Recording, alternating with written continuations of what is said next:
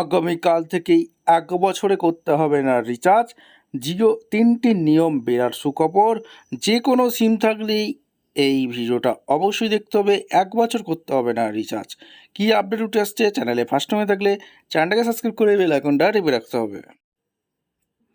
বোকা বানিয়ে বছরে 13বার রিচার্জ, জিও এয়ারটেলের বিরুদ্ধে পদক্ষেপ অপারক মোদী সরকার। এয়ারটেল জিও মতো জনপ্রিয় টেলিকম সংস্থাগুলি রিচার্জ প্যাক থেকে 28 দিনের জন্য, এর ফলে 12 মাস নয়, গ্রাহকদের রিচার্জ করতে হয় 13 মাসের জন্য।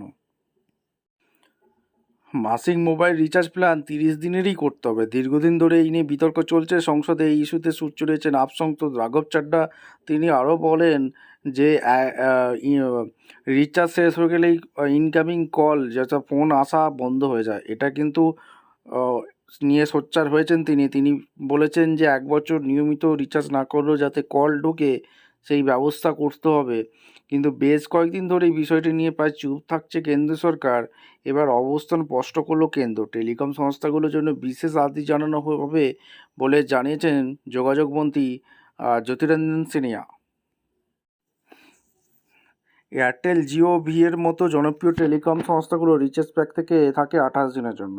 তারপরে 12 মাস নয়, গ্রাহকদের রিচার্জ করতে হয় 13 মাসের জন্য। এই ইস্যুতে সংসদে সুর চড়িয়েছেন সাংসদ রাঘব চাড্ডা। তিনি বলেছিলেন রিচার্জ শেষ হয়ে গেলে যেভাবে প্রিপেড গ্রাহকদের ইনকামিং পরিষেবা বন্ধ করে দেওয়া হয় সেটা কিন্তু ন্যায়সঙ্গত নয়। যেভাবে 28 দিনের প্ল্যান বানিয়ে 12 মাসে 13বার রিচার্জ করতে বাধ্য করা হয়, সেগুলি আসলে বড়সড় আর্থিক প্রতারণা। অর্থাৎ আপ সাংসদ রাঘব চাড্ডা তিনি কিন্তু যথারীতি সরব হয়েছে সংসদে। তিনি বলেছেন যে ইনকামিং পরিষেবা কিন্তু বন্ধ করা যাবে না, এবং 12 মাসের 13বার রিচার্জ করতে বাধ্য করা হয় সেইগুলো কিন্তু করা যাবে না। বছরে একবার অতিরিক্ত রিচার্জ করতে বাধ্য হচ্ছেন গ্রাহকরা। কেবল রাঘব চাড্ডা নন, টেলিকম সংস্থাগুলির এখনও ফাঁদ নিয়ে অতীতেও বিতর্ক হয়েছে, কিন্তু কেন্দ্র পদক্ষেপ করেনি।